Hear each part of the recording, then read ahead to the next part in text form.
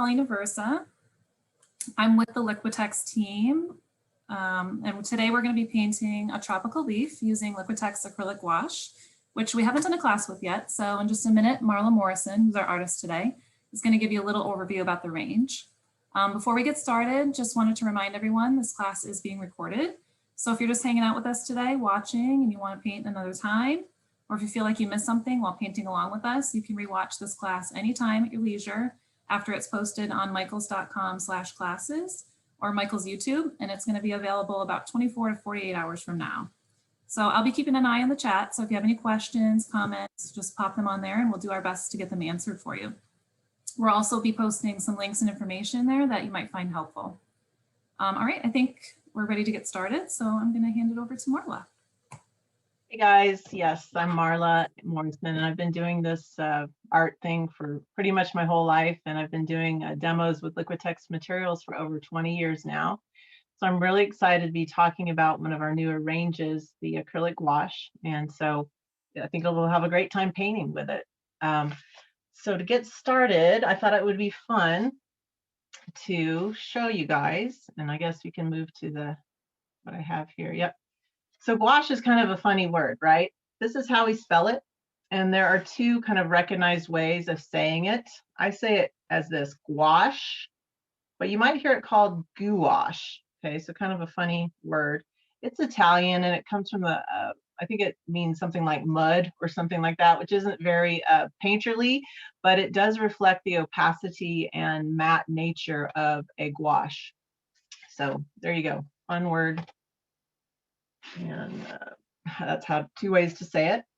Our range has about 50 colors. It actually has 50 colors in the range, not about, it has 50 colors in the range. And to make it easy, we do have a primary red, blue, and yellow. And you can see here, we've mixed the colors to the primaries to get the secondaries. And hopefully from this, you can see that velvety matte finish. I'm not getting any sheen as I move it around. And the colors are nice and uniformly opaque. This lighter value yellow is going to be more of a semi-opaque color just because of the value, but the majority of the colors are fully opaque. And the main reason is because this is the acrylic gouache is our most intensely pigmented color series. So you're getting a really vibrant, highly pigmented series with the acrylic gouache. Now gouache, you may have already heard the concept of gouache relating to more of what we call an opaque watercolor. That's the earliest iteration of what a gouache is. So what you do is you'd squeeze out your tube, much like a watercolor, and then you'd add water to your brush and then stroke it out on the surface. Well, you can see if you have a traditional gouache, even adding water to it doesn't give you a ton of flow. An acrylic gouache is different. It's an acrylic resin binder instead of gum arabic like a watercolor would have. And because of that, you get some different properties. It's going to be more flexible and it's going to flow to a greater degree. You don't have to add water to our acrylic gouache. You can use it straight out of the container and brush it out on the surface and you'll get a lot more coverage and flow. So that's one difference between a traditional gouache and an acrylic. And here I think this is really helpful to know. I'll try to get this closer, you can see it better. And traditional gouache, if you apply it thickly, you're going to get cracking and possibly popping of paint chips from the surface. If you want to avoid that and you'd like to paint more thickly, the acrylic gouache is a great way to go because you'll get that opacity and matte finish, but you can add a little bit of texture. And you can see that I'm bending it and it's not going to crack or peel or anything like that. So that's another difference between a traditional and our acrylic gouache. And then lastly, traditional gouache, I'm not trying to diss this concept. A traditional gouache may be what you want to use for certain pieces. But again, another difference is solubility. So in this case, you can see gouache is infinitely rewettable, a traditional gouache. If I were to have painted this square like a month ago, let it dry, and today I put this orange stripe on top, you can see it wouldn't matter that the square had been dry for a month. I'm still going to re-wet that surface with my orange, and you're going to get a slightly muddy or toned down color. With our acrylic gouache, you have your square, paint it out, let it get touch dry, and then you can come in and put a color on top, and it's not going to mix together. So once acrylics are dry, they're insoluble, or they make a permanent paint film. So that's another pretty significant difference between a traditional gouache and our acrylic gouache. Of course, if you have more questions, just let us know, and we can definitely talk about that more. But I think you'll find it's a really lovely paint series, and you can do painterly techniques and more graphic techniques and so on. We're going to focus on the more painterly today. Quickly, I love to show the bottles of our gouache.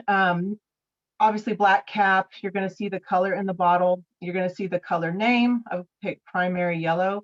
And here you see this little half white, half black square. That tells you this is a semi-opaque color. Most in the range are going to have a black square, meaning they're opaque. Okay, that's just useful so you know what you're purchasing. If you see it in Michael's or if you see it online, you can say, hey, I need to make sure this color is really opaque. Check that out. We have all this information online too. But if you're in store, you can see it on the container. And then the little sun symbol with the 1 in it, that tells you that this is a ASTM, or the American Society for Testing Materials, light fastness 1 rated color. That is considered permanent for artist use. It's our most permanent color. The whole range, except for the fluorescents that we have, are going to be considered permanent for artist use. Okay, so that's another nice thing to know. Traditional gouache will often have a lot, a great percentage of the range that are not permanent for artist use, but a great majority of our Liquitex acrylic gouache is. So that's something to be aware of also. When you get your container, you kind of just flip the cap off like this. And when it's new, this will not have a cut in it. But what's great about this bottle is you just take your scissors and you can cut whatever opening you want for less or higher flow. Obviously, if you cut it closer to the base, you're going to get more flow of the gouache out of the container. When it's brand new, you'll want to open the container and you'll see a like a foil layer on top. Just remove that. We do that for shipping and for storage, just to make sure your color is nice and fresh when you get it from Michael's. Okay, so that's the idea, but if your new bottle has that. And the other neat thing, these bottles, I like how the cap clips on or clicks on, so you know it's nice and tight. It's a very clean nozzle because it's not going to get a lot of paint crud all around the edge, which some of our older containers would do. And you can also stack them in your studio. So a lot of neat things about the container. But let's move on to what's inside. Okay. One question, Marla. Yeah, sure. We have a question coming in that asking if it can be mixed, if they can be mixed together to create colors. Yes, great question. And that's exactly what we're going to do for the leaf. We're going to use these 2 colors to make all the ranges of the leaf. Now, let me address this real quick. Oh, and also I should say the acrylic gouache colors are completely intermixable with all of our acrylic mediums as well. So that's another great thing to know. If you love the velvety matte look, but you want it thicker in texture, you could mix it with our super matte gel and keep that matte look, but have a beefier texture to it. So because it's acrylic gouache, it's fully compatible. And that's the other reason you can mix them to get whatever colors you want. So when we come to, I hope that answered it. Let me know if it didn't. But when it comes to this surface, if you pre-painted your background, fantastic, you're good to go. If you didn't, don't worry. You can just paint directly on the white primed surface, and that won't be an issue to come back after the demo is done, and you can just paint in whatever color you want around the leaf. The nice thing about gouache, if you cover up the slight edge of the leaf, it should cover it just nicely. So it's a great paint if you have to paint around it to get rid of any mistakes or whatever on the edge. You can overpaint quite easily. So I did go ahead and prepare the canvas, and we had a sketch available via the site, and I think there'll be links in the chat if you need to print it out quickly. Of course, if you have your own leaf or you want to freehand your own leaf, that's perfectly fine. This is just available if it's something you'd like to use. So I just kind of made a quick sketch of the basic outline, and in order to transfer it to the canvas, what you'd want to do is, if you printed it out, and hopefully you can see through it, just take your pencil and begin to, oh, well, let me get one that's not going to break. Begin to burnish it all the way around the rim of the leaf, because we're going to do like an old school copy, right? We're going to copy it to the canvas, and we're going to use the graphite as our copy toner, so to speak. So bear down. Learning today. What was that? I said there's a technique no one thought they'd be learning today. Right. It's a pretty old school way to transfer a basic sketch. This sketch won't be perfect. You'll still use your artistic eye to fill in any gaps, but it's a nice way to give you the basics, right? So you don't feel like you're just striking out without a guideline if you want one. And I'm going to do the veining also. I mainly want my large stem in the middle, and I probably won't worry too much about getting that perfect on the smaller veins, because it's just a guide. Okay, now let's hope that I got that dark enough. And then you either take your white canvas or your toned canvas and line it up where you'd want the leaf to be. So I'm going to try and get it close to my original here. I know you can't see the whole thing, but Marla, really quick, do you have to use any sort of specific pencil to do this technique? I would say I had a drawing pencil, but I switched because it broke. I switched to just a regular, you know, what is it, 2B pencil that most people would have. Okay. It probably is better the softer the lead. Like, so if you're in your studio and you have a soft drawing pencil or charcoal pencil, that would make it easier. But it should work even with a regular old 2B pencil. Okay. So, and you can then take, once you've placed it on the canvas, you can take that same pencil. It doesn't have to be really sharpened, but you want it to, I mean, I'm not going to resharpen it, even though it's nice. It's dull now because I use so much of the lead, but I'm just going to be able to bear down firmly. I'm tracing those lines from the sketch, and I'm hoping that it's going to transfer that graphite. So can you see that? Let me hold it up. It's pretty faint. Can you see that? Yes, we can see that when you hold it closer. Yeah. Okay. So it'll be very faint, but and you won't, it's going to be hard for you to see mine on screen, but in person you should definitely have enough. Oh, you can do it that way too. You oh no, actually you shouldn't do it that way, because that's, never mind, don't do that. Just follow the line. Because yeah, I've already got too much chalk. Yeah, that's fine, I can paint over it. But the reason oh, I sidetracked myself. Well, you're with me still. You know what I'm doing. I'm just going over the black line here, and I'm transferring the graphite. Did I catch myself, Colleen? I hate it if I start saying something and then I miss going back to it. But you guys You're are good. right. Okay. You're good. Everybody's with you. All right. Someone also mentioned in the chat you could tape the printout to the other side of the canvas and trace it. I guess if your canvas isn't pre-painted, maybe. Oh, yeah. Yes, you could. You could. Yeah, there are probably other ways too, if you have like a carbon paper or. Yeah, someone mentioned a transfer paper. Yeah.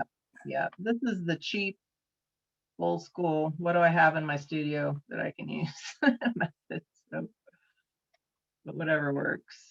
And again, if you have your own design in mind, you can certainly do that too. Starting with a sketch is really, to me, a nice way to kind of get the bigger composition together, and then you can fill in the details as you work.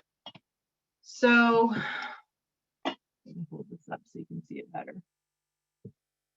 So hopefully you have something similar like that on your surface. And now we're ready to lay out our paint. So I'm going to be using these two colors, primary yellow and emerald green. And I'm going to be using our Liquitex #4 round tip. Let me mention really quickly that the nice thing about the Liquitex brushes is one of the nice things is that they have this seamless ferrule. So I found that that really grips onto the bristles nicely. I've never had any kind of loss of hairs with my traditional Liquitex brushes because of that seamless ferrule, I think, and because I take care of them, but I think they're just really well made and they grip onto the bristles nicely. You'll see this kind of double wide handle. That's because if you're working closely, you have a little bit of a beefier handle to hold on to, or if you're standing at an easel and you need to step back, but I can't see, but if you need to step back and do your work from a bit of a distance, you also have a nice end to grip onto here. I'm obviously painting at a table, so I'm probably going to be gripping the brush towards the ferrule. And yeah, I don't know if I said this metal part is the ferrule. The other nice thing to know about Liquitex brushes, one reason that they don't lose their bristles is that the hair goes all the way down to the top of the wood and it's tied in the middle. So because of that, it's just a really stable brush head format. You're not going to lose a lot of the hairs as you're working. Okay. The filament is synthetic, which is really nice for acrylic. It looks like hog bristle and it has the texture of a hog bristle, so it's going to hold up to my paint nicely. But that synthetic filament does really well with water. A natural hog bristle, just like our own hair, goes limp when you mix it with water. And so when you're painting, you usually want your brush to not change texture or consistency. So if you have a synthetic filament, it won't do that, right? So that's the idea. With acrylics, you know, have some good quality synthetic brushes on hand to work with. And what I like to do too, if I'm doing oil, I have a separate kind of cache of oil brushes and a separate cache of acrylic brushes, just so I'm not accidentally getting oil in my acrylic, right? Because no matter how fastidious you are, you can still get solvent residue or oil residue into your brushes, and it's just better to keep it with one series. Okay, so that's a brush, and then I've got our palette knife. The Liquitex palette knives are great, stainless steel head. I'm just using a trowel shape here. You could use whatever mixing knife you have handy. I just like using these a lot because they're very easy to clean if I get messy, which I always do. So let's squeeze out the primary yellow. And, you know, you can start with, what is that, about a little less than a teaspoon of color. I may need to add more. I don't often record the specific volume when I'm doing these. So I try to be conservative, but you may want to add a little bit more as you go. And then the emerald green.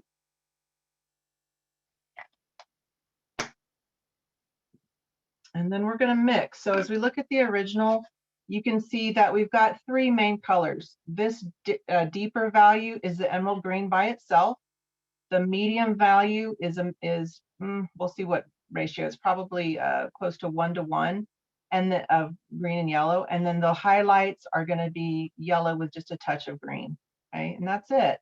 And then obviously as you're brushing, you'll get subtle values in between. But those are the three colors we're going to mix up. Oh, my dog is coming. Oh, goodness. Okay. The beauties of working from home, you know, unexpected visitors. Right. No kids, but dog today. He hasn't done that before, but he's really quiet. So I think he'll be good. All right.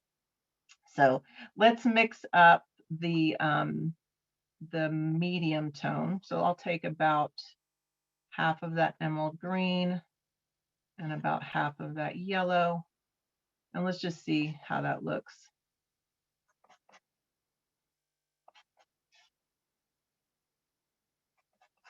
Okay, I'm going to add a little more yellow. All right, he's leaving now. He's not into painting today. Okay. So now we're probably that's really 1:1. I'm still going to add more, guys. I'm going to add a little bit more down here. So we're at about, oh, would that be 1 part green to maybe a little less than 2 parts yellow? I think that's pretty good for our medium tone. Now, one thing, if you're new to acrylics in general, this is true for regular acrylics and the acrylic gouache. The colors are going to look a little bit lighter when they're mixed, and then they're going to darken down as they dry. We call that color shift or value shift. That just happens when the water evaporates, and that's how acrylics dry. They dry through evaporation. So when the water evaporates, the color darkens down slightly because the lessening of water makes the color be more revealed, right? So just know that your mix will be a slight bit darker when it's dry. Now, because I use so much of my yellow, I'm going to go ahead and add more up here. I told you guys I probably was going to have to add more. But now let's take some of our medium mixture and we'll put it right here. And then we'll add about half of that teaspoon of yellow. May have to add the whole amount.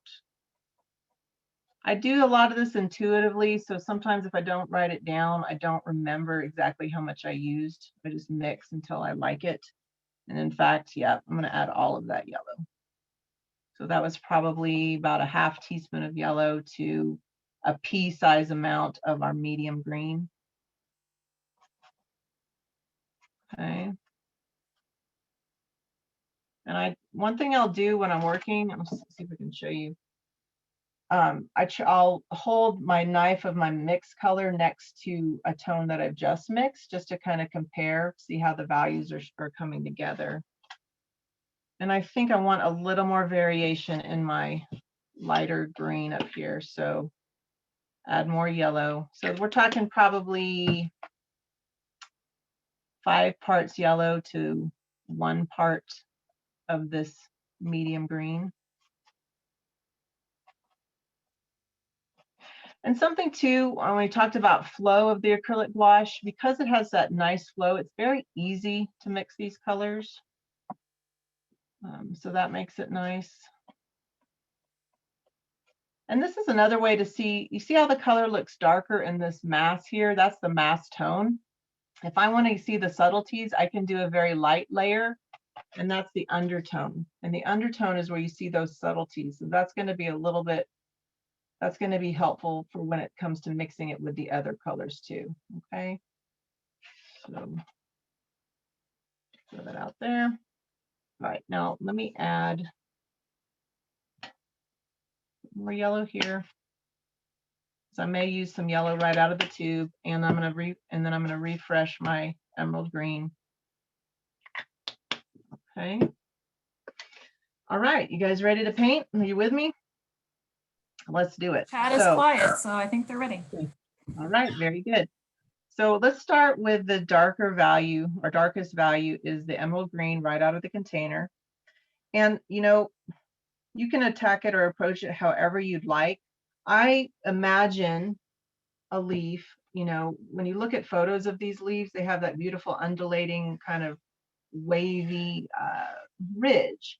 And as the light hits the ridge, you'll get highlights and you'll get lowlights. Okay. So I just kind of imagine that as we go around. It just it depends on how the light hits it as to whether the highlight is on a bump or on a depression of the edge, if you know what I'm saying. But I just kind of imagine a leaf as I'm working to kind of help me get the color out and see where I want to put it. So I'm going to start at the top, I guess, just because we usually start at the top of things. And if I know I'm going to have highlight here, I probably am not going to paint too much of my emerald green there. I remember here that I have a lot of the dark in the center, because when you remember or think about a leaf, there's a bit of a depression, kind of I guess that's to allow the rainwater to flow in and go off the leaf, right? So it's a little bit darker in the center. So I'm going to focus my emerald green in these areas. If you want to leave your vein lines just so you can remember where they are, that's perfectly fine. And you can see I'm not being super precise. I'm just trying to block in the darker value emerald green. We'll go around. I'm leaving the center stem because when you look at most leaves, that center, I'm sure there's a more scientific name, but that center vein usually is a lighter color, or it's a little more visible, even whether or not the light is hitting it. So I'm going to leave that my background color just so I can see it. I'm going to add the emerald green here. And then I'm going to start looking at the edges now, and I'm going to alternate dark value with light value areas. Okay, so let's just probably start at the bottom this time, and I'm going to just kind of drag that darker value emerald green to the edges. I'm going to leave some space in between for my medium tone and my lighter tone color. And you can see that I'm getting a lot of, or hopefully you're doing this, seeing this too when you're working with it, but with the acrylic gouache, you get a lot of flow. So I didn't have to add any water. I'm able to just brush it out. I don't have to constantly go back to the paint well to get more, because the brush is loaded up and I have a lot available to paint with. Of course, you could add water if you wanted to. Just know that the more water you add, the more transparent the color will become. So sorry about that. This long-handled brush always hits my phone. But just know that the more water you add, the more transparent the color will become. So do consider that when you're working.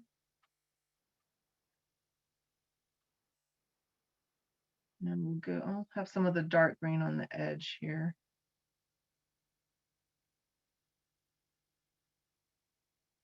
Okay, and then we'll do my little divot. And we're going to leave that lighter. All right, let's take a break. Let's look at here's the original. Okay, so we're kind of getting that blocking in the dark value. Okay. And then I'm going to come over here and do the same thing. Extend some of that darker value emerald green. Might make a little bend in it here to give it a little variation.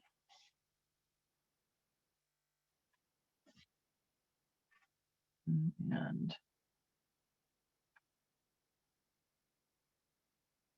I could have done this more sequentially. I like to rough things in and then come back and refine it more. So it'll look kind of sloppy in the beginning, and I'll just keep refining it until I'm done, right?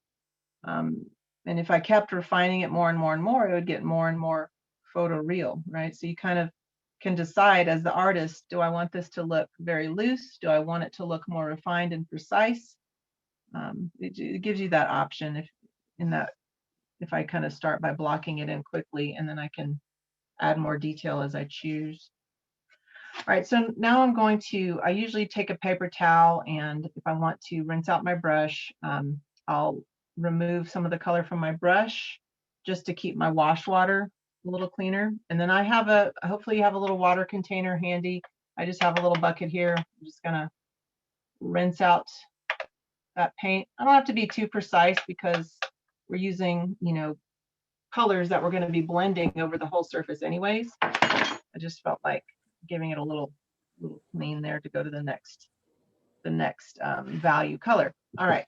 So hey Marla, do you want to hold that up a little close to the screen so everybody can see sort of how you painted around the lines? And sure. Oh. If you can see that line. So I left the center stem. It's pretty rough and loose. We're going to blend the edges, and we'll feather it together so it's going to look much more like this as we go. Okay. So we're just kind of thinking in dark value color, medium value, and then light value on top. And then we can refine it more. Okay, so let's go to our medium tone, the emerald green with, what do we say, about 2 parts yellow to 1 part green. And now I'm going to probably layer over some of the darker value areas. And I don't know if you can see that. It looks like, I know that's probably hard to see. Let's see if I can paint with it closer. I did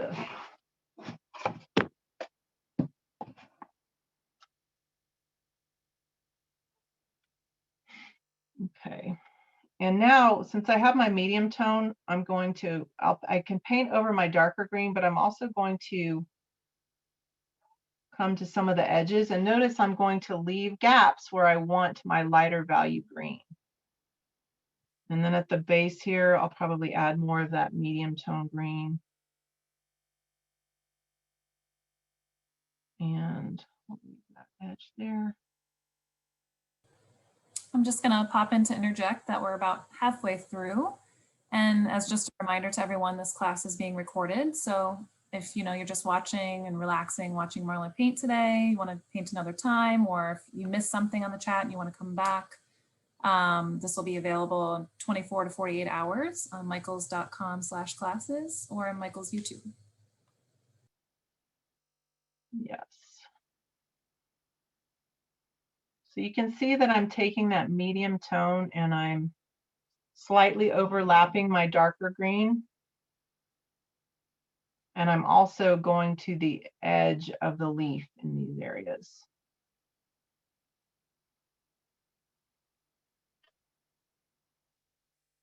And I'm going to, in some parts of the leaf, I'm going to not thin, I'm thinning the highlighted area by adding more of that medium tone green. Can you see that better? Okay. And let's continue upwards. Sometimes I'll just decide to cover quite a bit of that darker value. That's fine. That's the beauty of working with the gouache. You can cover it up quite readily if you want to layer even lighter value colors on darker value colors. So it's a very freeing way to work. And then let's move over here. I'm going to put a pretty strong highlight up here, so I'm going to leave that. And then continue with my medium tone. Continue around here. Hopefully yours is taking shape in the way you like. My dog came back in. I don't know if you can hear him sighing. He's currently cracking me up, but anyway. All right, and then here, more of the medium tone. And occasionally, yes, I'm coming to the edge just to refine it more thoroughly. We're going to overlap that with lighter tones. Okay. So don't think we're done with the dark or the medium tone yet. We're still roughing things in, okay? And we'll do more blending once all three major values are on the surface. But we're going to pause here and we're going to start adding our highlights. And then we'll do blending on top. So here's another reference to where we're going, okay? We've got the dark and the medium on top, and then we're going to be adding the highlights around, okay? I'm not going to probably use water this time. I am going to just take some of the excess paint out of my brush. And now I'm going to go to our lightest value color mixture. I'm going to start blocking in those areas. Let's start with the stem, because or the inner, not stem, the vein in the center. And we're going to make it a little, we're going to add some yellow to make it pop a little bit more, but we're just kind of sketching things in, filling things out.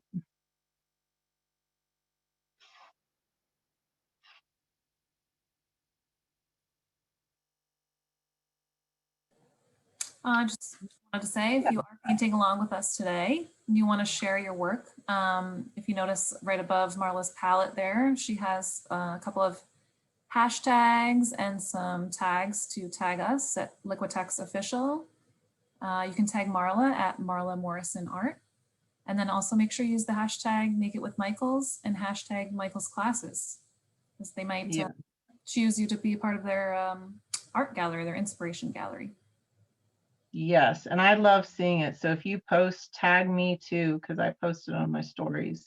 It's always fun to see what you guys do. And I'd love to connect with you on Instagram. Now, okay, so I'm still roughing this in, and we obviously have more precise lines on the completed project.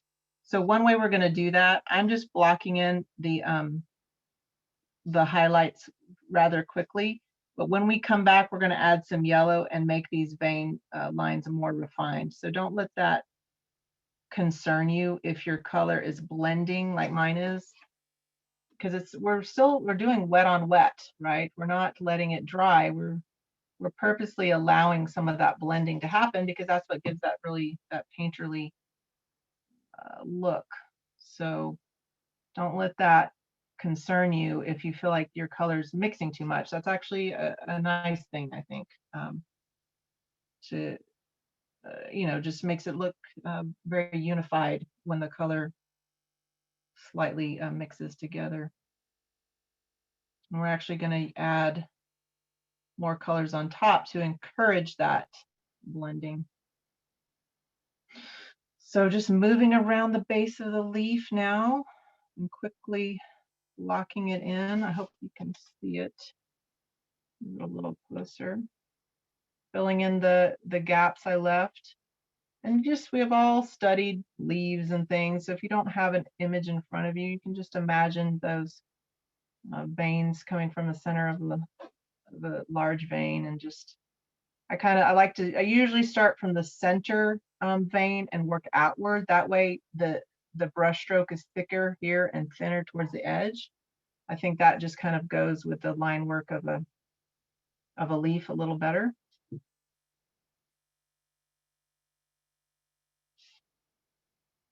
And in some areas here, I want this to be a little more fleshed out. And you see I'm going to add the highlight to the edge. So you can imagine the light grazing across the surface of the leaf and highlighting these areas, okay? And it's starting to help create volume of the leaf, right? Getting more of the 3D nature. This time I'm coming from the edge outward because this part of the highlight is bigger than the center. So that's usually how I approach it. Which part of the line do I want to be thinnest? And I make sure that whichever way I stroke the brush, I make the thinnest part last. That way I'm working with the brush rather than fighting it. If that makes sense. Okay. So we're starting to get it fleshed out here. And let's add some more highlight color here. Is this a good angle to see it if I hold it up like this? Colleen, yeah, good. Okay, good. Maybe just pull it up a little closer if you can at certain points, not all the time if you don't need to. Yeah, that's great. Okay. Starting to take shape. It is. Okay, so now let's come over here. Now I'm gonna do more layering on top of, because already that darker value, it's not fully touch dry, but it's very easily touched, or it's very much touch dry enough to easily apply this lighter value color on top. So do that. And now when I'm working, I'm going to think about using less pressure on the tip of my brush because I just want to feather in some variation of the leaf. I don't want to make really dominant strokes. I just want to gently feather it. If that makes sense. And another little trick to use when you're dipping your brush into color, and it is a round brush, okay? So that means the body of the brush if you were to look at the end, it makes a circle. I know you can't really see that, but if you were to look at the point of the brush straight down, it makes a circle. So in order to get kind of a crispier edge, sometimes what I'll do is I'll just make sure that I flatten out the brush nicely and then just try to use that edge of the round if I need some thinner line strokes. So like here, and I'm gonna apply it very lightly. And you can see how when you apply it lightly, you don't get as much of the paint on the surface. So it's not quite dry brush, but it's similar because you're just adding a very light feathery layer of color to create some volume.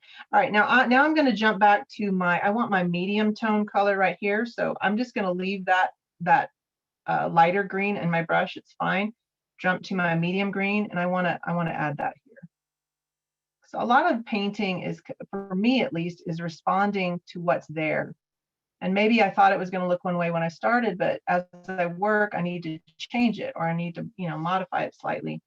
And so it's like, this may sound a little corny, but I kind of think of it like a conversation. What is it saying to me? How do I respond? What do I need to do next to get it to work with it? Not to force it to do something, but how do I want to work with it, right? So let's see, I'm going to jump to my darker value green because I want to define this area. And you can see I'm not rinsing color off my brush. I'm just going straight into that darker green, because at this point, if I'm getting blending, it's fine. It's just going to enhance it in my opinion. So I'm not too worried about that. So I'm going to start refining some of these areas with my darker value green.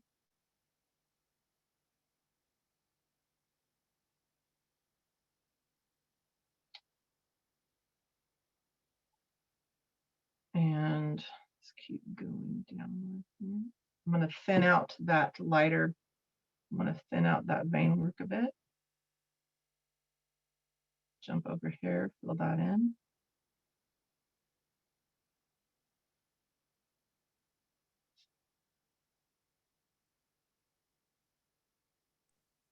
Okay. Benefit, Yeah. Marla, to using the gouache for something like this rather than, a regular acrylic or a soft body or a heavy body? Yeah. So, okay. So soft body is similar in texture, but not similar in sheen.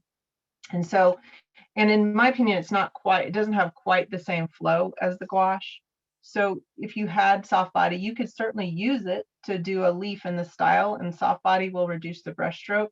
But when it's dry, it's going to have a varied sheen. So it won't be quite as graphic as a presentation as our leaf is going to be. But that's certainly up to you as the artist. Heavy body, which is our thicker texture paint, obviously is going to hold more brush stroke or line stroke. And you can paint a leaf with that. It just won't look the same as what we're doing here. So lots of different paints you can create with, but if you're trying to achieve the same look and vibe and feel as what we've got going here, the gouache is going to be the way to go because of how it reduces brush stroke and has that opacity and matte finish when dry.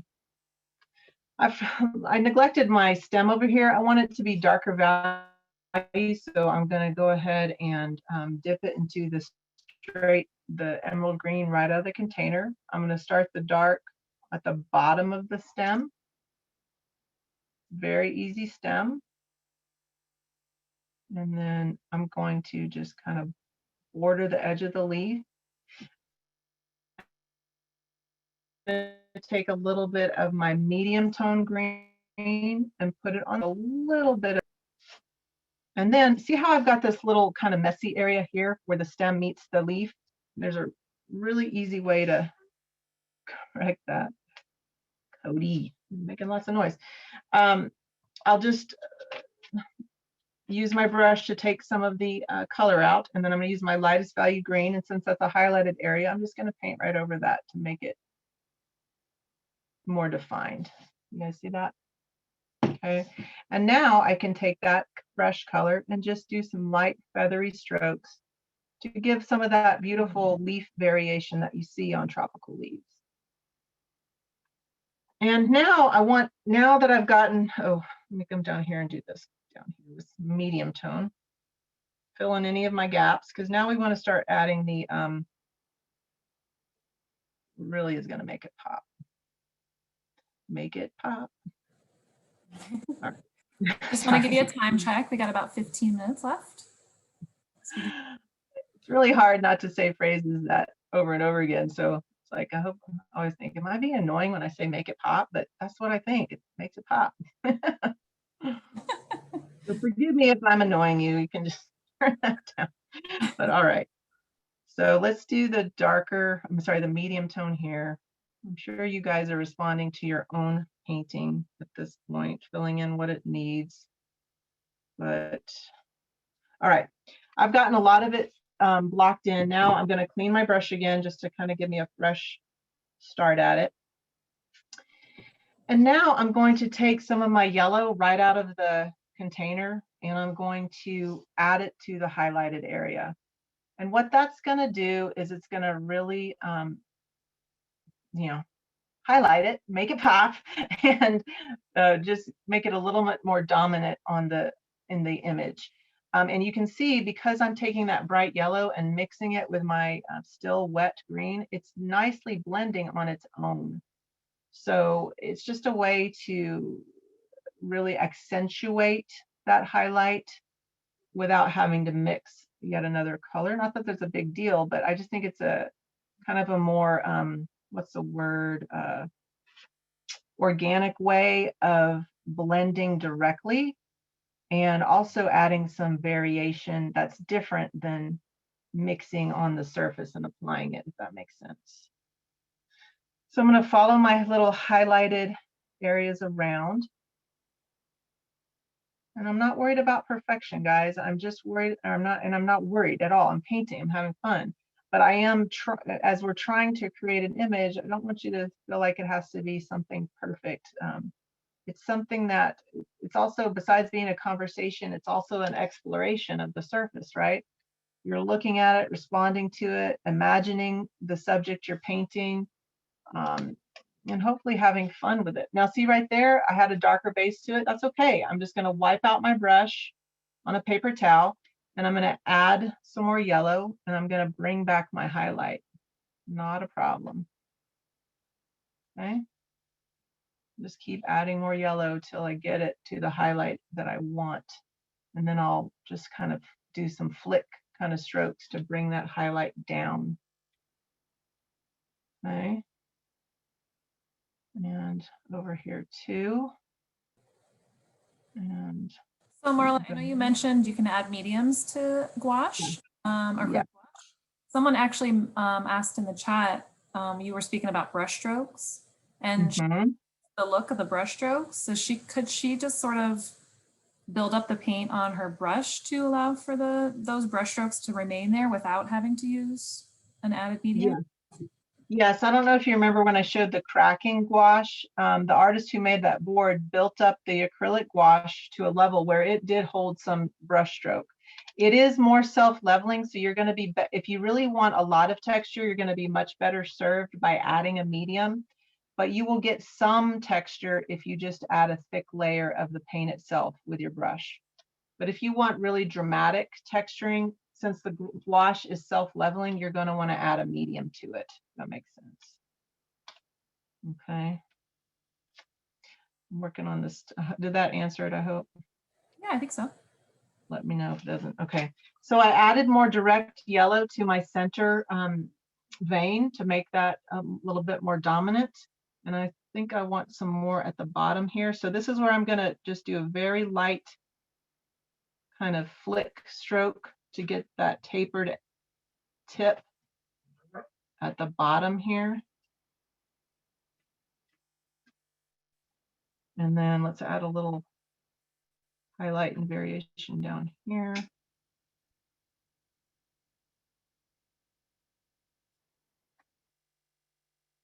Likewise over here.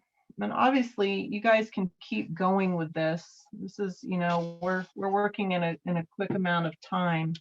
But if you wanted it more refined, you could continue adding more delicate layers of brush stroke,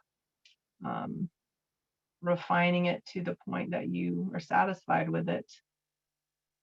And that's what I'm doing here. I'm just feathering in that yellow on top of my darker value greens now. I'm adding it to my highlighted areas, and you can see how that's really creating the shape and form of the leaf. I'm going to add a little yellow to this vein. I want it to stand out a little bit more. I want this one to stand out a bit more. Just using straight yellow here. And again, it's just, the yellow is mixing with what's already on my brush, and it's also mixing with anything wet on the surface. So it just is a quick way to work. Now you see, let's mention this. So you see these edges here. This is where in the first painting what I did is, rather than try to constantly butt up to the edge, I wanted it to look nice and graphic. So that is where I came in with my background color. Even though I started on a background, I just edged it out with more of the background color to make it a really crispy edge. So that's up to you, your vision as an artist, if you want that crispy edge or not. But the gouache makes it easy to get that because, you know, see how I just blipped there? I'm not going to worry about it because I can come around with my background color and cover it. But the gouache makes it easy to do that because of that inherent opacity. All right, let's do this. Let's take a tiny amount of our yellow and just run it on the razor's edge of that stem just to lighten it a bit more. Might be hard to see, but and then as I'm looking at my original, I want to define this area a little bit. And because we all think of those leaves, they kind of swoop down to the center, right? So I want to have that feel to it. And all right, so there, yeah, I'm going to wipe this off. Every once in a while, you got to just wipe off your brush. And then let's see, how are we doing on time? Okay, doing all right. And now I'm just kind of jumping around with my yellow to see where I want to accent and see how I'm able to flatten the tip as best as you can, and then just very gently feather it to get those very thin stroke marks. Of course, if you have another brush on hand that you want to use that makes it easier, certainly go ahead and do that. But it is nice to see how far you can push just a few art materials, right? So you can get a round brush to do that if you kind of just flatten it on your palette with your color. See how it's kind of flat, the edge is flat, and then feather it just kind of like you're just kissing the surface, just barely touching the surface. And then quickly move your brush and it will give you that feathery light stroke.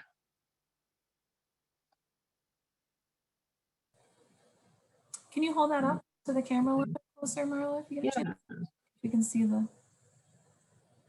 Yeah, so hopefully you guys are seeing more definition.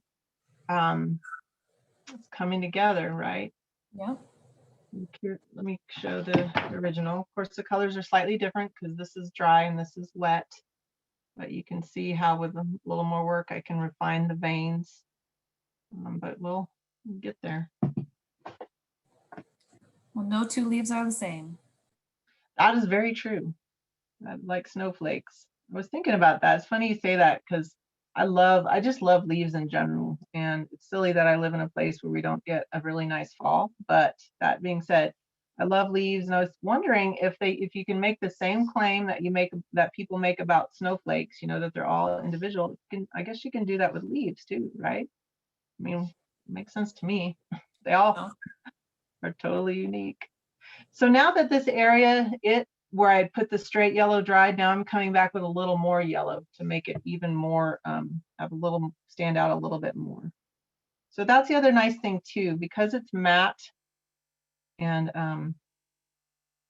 that opacity, I can come in and cover what I already have down. The yellow is actually semi-opaque, so that's why I'm getting a little bit of show through, but I like it for this project. I like having that semi-opaque yellow to allow some of the green to show through. All right, guys, I'm to the point now where I probably can stop, and I really want to see what you guys are doing. I can refine this more, but I want to see how you come along with yours. So you guys have a second and can hold up your work, I'd love to see it. Yeah, that'd be great. Everybody who wanted to paint along, if you hold up your artwork. Oh, those Was are anybody? nice. Oh, you can see them. Oh, I gotta. Let me just see. Oh, there we go. Very cool, Angela. Nice. Oh, I There's like some that really good vibrant. blending. Cool. Very cool. Thank you for sharing Good that. job, guys. All right. So let's see. Just keep working. Do you have any more questions, guys? Anything you've been dying to know about acrylic A lot or of gouache? questions about the pink color. The pink, yeah. So what you can use that's quick and easy is in the gouache range, there's a color called light pink. And I don't happen to have it in my studio, but it's very much like this color. You can use light pink straight out of the bottle, or you could mix it like 1:1 or whatever ratio you want for a vibrant, slightly yellow bias or slightly peachy pink. To me, this is like a peachy pink a little bit. What I did to get my specific pink is I used titanium white and our CAD-free red medium. And I mixed, gosh, it was mainly white with maybe probably, I'd say like a tablespoon of white with a pea-sized amount of the cadmium red. You don't need much at all to turn the white pink. So that was my background. But again, if you want it nice and easy without having to mix, our light pink and the gouache will get you the background. You can use whatever color you want. I noticed Angela used, when she held it up, she had more of a magenta color. That was really lovely and vibrant. It's just I think having a nice uniform color really sets off your leaf and just makes it kind of visually leap off the page. So, or not the page, off the canvas, I should say. But you know what I'm saying. It's just that graphic position of this cooler color green on that warmer background, and it makes a nice contrast. So, but One more yeah, yeah. Yeah. There were a couple of actually asking about varnishing it, if you would need to varnish it to protect it afterwards. Yeah, varnishing is always a great idea for protection. Have I varnished all of my paintings? No, but it is something that is a nice thing to do, especially when you're selling your work, because you don't know where your piece is going to be. Or if you're in a home where you have a smoker, or if it's going to be in a location like a kitchen that might get, you know, cooking pollution, that kind of thing. A varnish protects the surface and it makes it much easier to clean. So you can apply the varnish and let it dry. And then if you get food spatters, or if kids touch it, or you get light incidental kind of crud on the surface, you can then take water and a tiny amount of dish soap and clean it, and you won't be touching the paint itself. So for a varnish that I would recommend for the gouache to keep that matte sheen, we do have a matte varnish. Now I will tell you, the matte varnish is not a dead matte. The gouache is a very dead matte when dry. The matte varnish is ever so slightly satin. So be aware of that if you like this completely dead matte look, which is very graphic and vibrant, the matte varnish will be slightly satin, but it's still going to get rid of most any sheen that you have. Okay. All right, That we're wrapping up. If you just want to show, if you want to show your pictures side by side, that would be great. The finished project. Yeah, see? Beautiful. You could do a whole room of all different leaves, like wallpaper. But thanks for painting with me, guys, and I hope you had a good time. And yeah, reach out to me on Insta if you have any questions. I'm happy to help, and really enjoyed working with you guys today. Thanks for joining us, everyone. See you next time. Bye.